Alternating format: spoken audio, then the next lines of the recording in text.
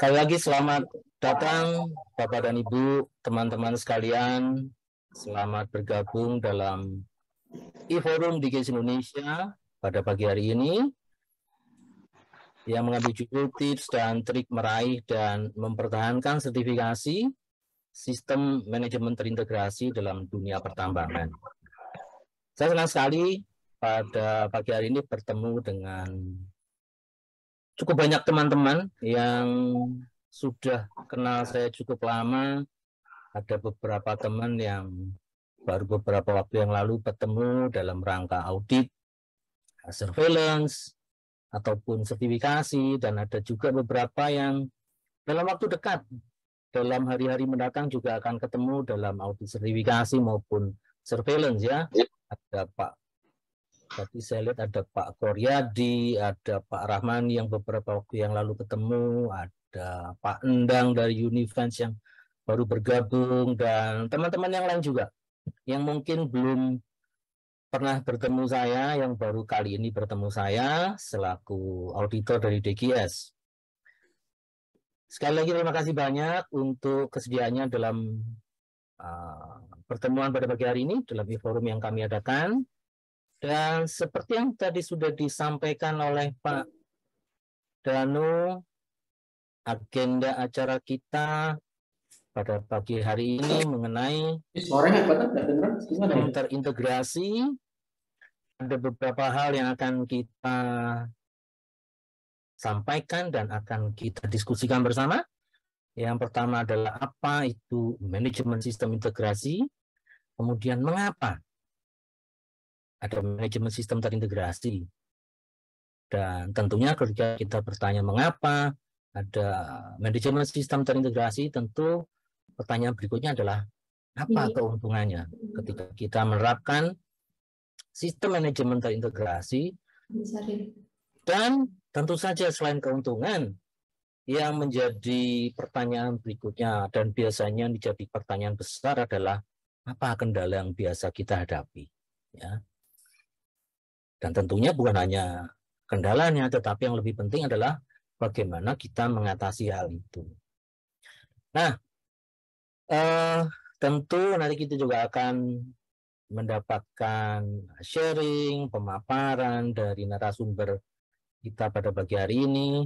Sekali lagi terima kasih untuk kehadiran dan partisipasinya nanti di dalam e-forum ini kepada Ibu Justina Sesa dan Pak Said Abbas ya. Terima kasih banyak Ibu dan Bapak untuk sharing yang nanti akan diberikan kepada kita semua ya. Nah, tentunya ini nanti akan banyak berbicara mengenai bagaimana praktek pelaksanaan sistem terintegrasi itu. Berbicara tentang keuntungannya, berbicara tentang kendalanya, dan bagaimana mengatasi kendala itu. Kalau saya yang berbicara sebagai auditor, tentunya Bapak Ibu mungkin ada yang bertanya-tanya, itu auditor yang ngomong, gampang begitu. Tetapi nanti kita akan dengar langsung dari praktisi-praktisinya ya. Dan yang tidak kalah penting adalah karena seringkali kita dengar mempertahankan itu lebih susah katanya daripada memperolehnya ya atau membuatnya. Dan itu juga akan kita dengar bersama. Nah, Bapak Ibu, yang pertama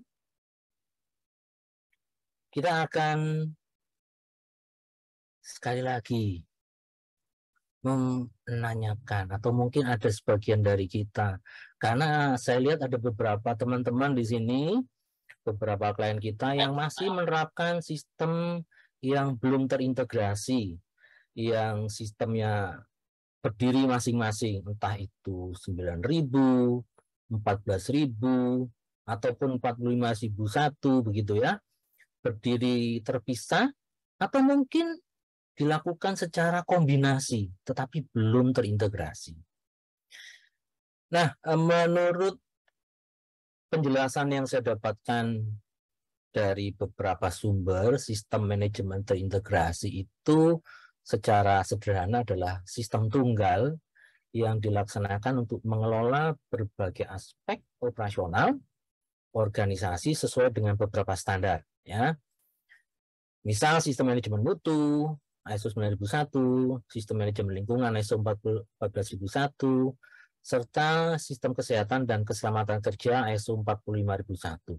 Tidak tertutup kemungkinan juga terintegrasi dengan misalnya sistem yang lain. Contoh, sistem manajemen energi atau ISO 50001. Atau bahkan mungkin yang terbaru, sistem anti penyuapan, ya, atau sistem manajemen informatika, informasi, ya, keamanan informasi dan security-nya, ya. Nah, pertanyaan berikutnya mungkin juga, apakah ini hanya diterapkan di sistem pertambangan? Tentu saja tidak, ya, karena ada banyak teman-teman kami, ya, teman-teman kita, klien DGS, yang bukan hanya di sektor pertambangan, tetapi di manufacturing, di sektor jasa, jasa kesehatan, pendidikan, dan sebagainya. Pun mereka juga bisa menerapkan sistem terintegrasi ini. Baik 9.000 dan 14.000, atau 9.000 plus 14.000 plus 45.000, atau yang lain. Seperti itu. Pertanyaan berikutnya, mengapa sistem terintegrasi seperti yang tadi di awal sudah saya singgung? Kalau sistem yang banyak dan belum terintegrasi, ya, ini pengalaman beberapa klien kami, ya, teman-teman yang sudah menerapkan dan masih melakukannya secara belum terintegrasi, ya, atau hanya secara kombinasi saja, ya, maka ada multi manual. Jadi punya manual politik, punya manual lingkungan, punya manual kesehatan keselamatan kerja, dan semuanya berdiri sendiri-sendiri, terpisah. Demikian pula dengan prosedurnya, ya, prosedur mutu, prosedur lingkungan, prosedur kesehatan keselamatan kerja, dan otomatis metodenya pun juga masing-masing semuanya berbeda-beda.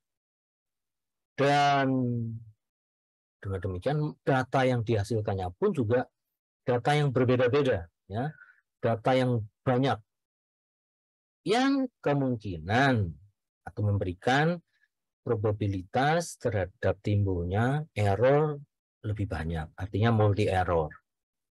Sementara sesuai dengan pengalaman yang sudah kita lihat selama ini dengan teman-teman yang sudah menerapkan sistem terintegrasi, itu manualnya hanya satu, single.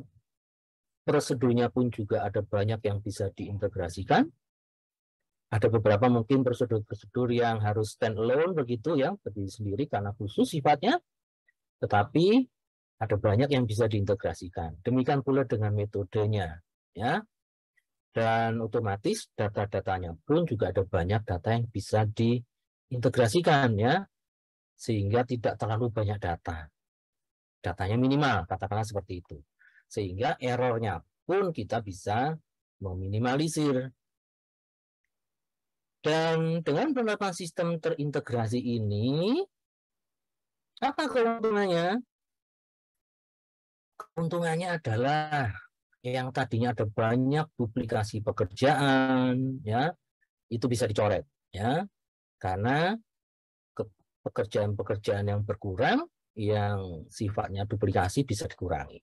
Otomatis risikonya juga berkurang, kemudian sasarannya lebih terarah dan lebih selaras, serta kita harapkan bisa lebih konsisten dan otomatis.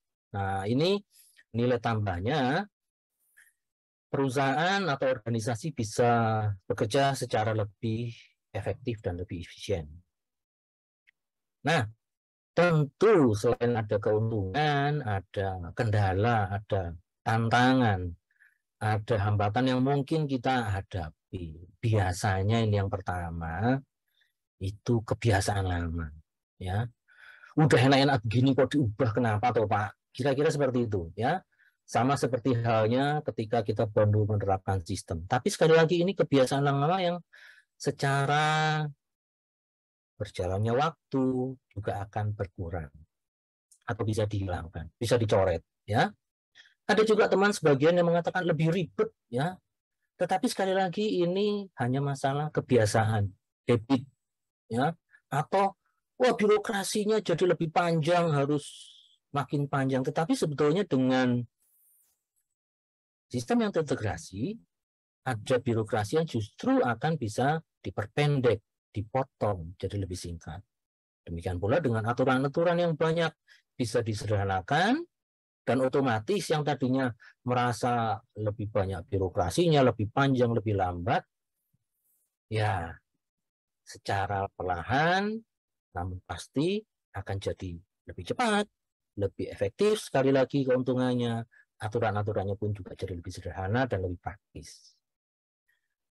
Itu keuntungan dan kendala yang mungkin akan dihadapi. Tapi lebih banyak nanti tentu akan disampaikan oleh narasumber ya, aktualnya seperti apa prakteknya. Dan bagaimana menjaganya setelah nanti didapatkan sistem manajemen terintegrasi yang sudah disertifikasi? Secara internal tentu kita bisa lakukan dengan melakukan monitoring, pemantauan dengan cara internal audit, dengan melakukan tinjauan manajemen secara konsisten, ya. Dan dari eksternal tentunya ada juga yang kami lakukan sebagai badan sertifikasi, ada audit eksternal, ada sertifikasi dari kami, ada pengecekan, monitoring dan sebagainya. Yang tentunya itu akan membantu teman-teman sekalian, Bapak Ibu di dalam menerapkan dan menjaga sistem yang terintegrasi ini supaya tetap berjalan dengan baik. Berikutnya tentu Bapak Ibu bertanya-tanya, terus gimana prakteknya ya? Pelaksananya seperti apa? Nah, dan ketika nanti sudah dapat terus gimana mempertahankannya? Ya, sekali lagi, kalau saya ngomong selaku auditor mungkin ada sebagian teman-teman yang berpendapat ya itu auditor yang ngomong gampang, itu teori itu begitu ya.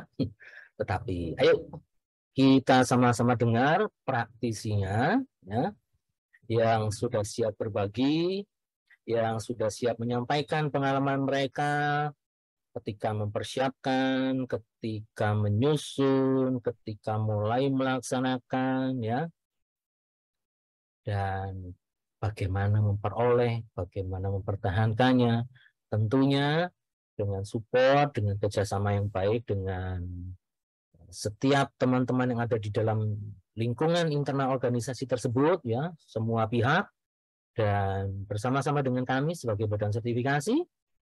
Dan sekali lagi, ayo kita dengar bersama dari para praktisi yang nanti akan menyampaikannya.